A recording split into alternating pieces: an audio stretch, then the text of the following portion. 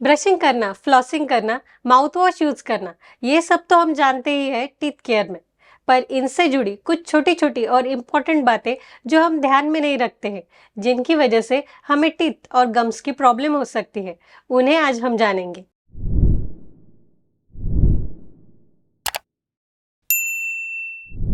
नमस्ते विवस, मैं डॉक्टर चैताली आज आपको वही छोटी छोटी टीथ केयरिंग टिप्स बताऊंगी जो बहुत इंपॉर्टेंट होती है आपकी डेली हाइजीन में। अगर आपने हमारे चैनल को सब्सक्राइब नहीं किया है तो ज़रूर कीजिएगा। तो चलिए जानते हैं सबसे पहली टिप।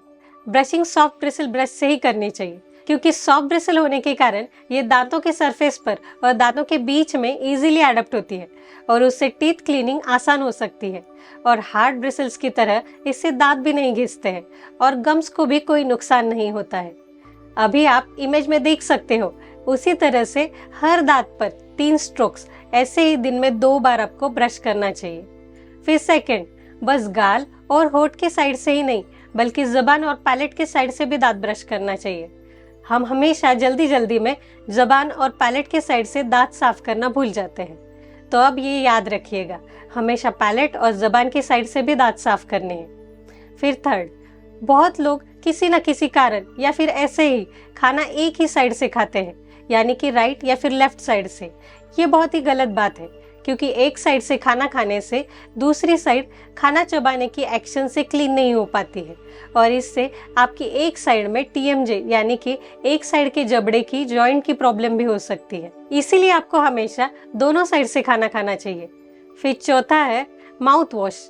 माउथ वॉश हमेशा अल्कोहल फ्री यूज करना चाहिए, क्योंकि जिस माउथ वॉश में अल्कोहल होता है इससे आपका माउथ ड्राई हो जाता है और हम तो जानते ही है सलाइवा यानी कि लार हमारे डाइजेशन और ओरल हेल्थ के लिए कितनी इम्पोर्टेंट होती है। माउथ वॉश कंटिन्यू यूज करने के कारण दांत स्टेन भी हो सकते हैं। फिर है पांचवा, मेडिकेटेड माउथ वॉश। आपके डॉक्टर ने जितने दिन रेकमेंड किया है उतने ही दिन यूज करना चाहिए, क्योंकि ये थेरेपेटिक माउथ वॉश होते हैं जो कि ज्यादा दिन कंटिन्यू यूज करने से उनके साइड इफेक्ट हो सकते हैं। फिर छठा, अगर आपको रेगुलर यूज करने के लिए माउथ वॉश चाहिए तो आप आयुर्वेदिक कंटेंट वाले माउथ वॉश यूज कर सकते हो, जैसे कि बायो रीयूज, डाबर, हिमालया, झेंडू, बैद्यनाथ ऐसे आयुर्वेदिक कंटेंट वाले आयुर्वेदिक माउथ वॉश आपको डेली यूज करने चाहिए।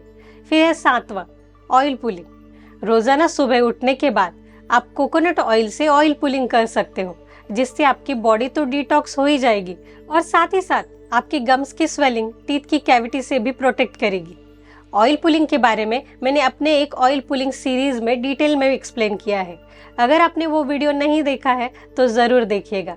उनमें मैंने ऑयल पुलिंग के लिए अलग अलग ऑयल्स, उनके बेनिफिट्स, उनके दांत और मसूड़ों से जुड़े फायदे, ऑयल पुलिंग कैसी करनी चाहिए और उससे साइड इफ़ेक्ट्स, और ऑयल पुलिंग करते समय क्या केयर करनी चाहिए, इसके बारे में भी डिटेल में बताया है। फिर आठवां है, दांतों में फंसा खाना टूथपिक से कभी नहीं साफ करना चाहिए, क्योंकि टूथपिक हार्ड होती है और हम उसे दांतों के बीच दबाकर दांतों के बीच का खाना साफ करते हैं और ऐसा करने से दांतों के बीच का गैप और बढ़ सकता है। दांतों के बीच की सफाई करने के लिए हमेशा डेंटल फ्लॉस का ही यूज करना चाहिए, क्योंकि डेंटल फ्लॉस एक पतला धागा होता है जो कि वैक्स कोटेड होता है और उसके कारण वो दांतों के बीच में आसानी से जा सकता है और बाहर निकल आता है। डेंटल फ्लॉस के टाइप्स के बारे में मैंने अपने एक वीडियो में डिटेल में बताया है, वो वीडियो भी आप रेफर कर सकते हो। फिर नौवां है सबसे इम्पोर्टेंट, जो कि घरेलू उपचार होते हैं, वो टेम्पररी रिलीफ के लिए होते हैं। अगर दांत में सड़न की वजह से दर्द हो तो घरेलू उपचार से टेम्पररी रिलीफ मिलेगा, पर घरेलू उपचार से सड़न नहीं जाएगी, वो बढ़ती ही जाएगी। इसलिए जल्द से जल्द आपके डेंटिस्ट से दांतों की ट्रीटमेंट करवानी चाहिए। फिर 10वां है छोटे बच्चों के लिए। छोटे बच्चों के जब परमानेंट दांत आने लगते हैं, जो कि 6 से 7 साल की एज में आने स्टार्ट हो जाते हैं, तब उन्हें फ्लोरिडेटेड टूथपेस्ट से दांतों को ब्रश करना चाहिए, जैसे कि किड्स बनी। ये ICPA कंपनी की मेडिकेटेड टूथपेस्ट है। आप आपके बच्चों को ये यूज कर सकते हो, बस आपको ध्यान देना चाहिए कि बच्चों को ये निगलनी नहीं है और ये हफ्ते में बस 2 या 3 बार ही यूज करनी है। तो ये थे कुछ इम्पोर्टेंट और छोटी छोटी बातें जो हमें हमेशा डेली हाइजीन में याद रखनी चाहिए, जिससे आपकी बढ़ती हुई गम्स और टीथ की प्रॉब्लम को कंट्रोल करने में आसानी होगी। आशा करती हूँ कि ये वीडियो आपको फायदेमंद साबित होगा। चलिए मिलते हैं अगले वीडियो में किसी नए टॉपिक के साथ। तब तक के लिए धन्यवाद।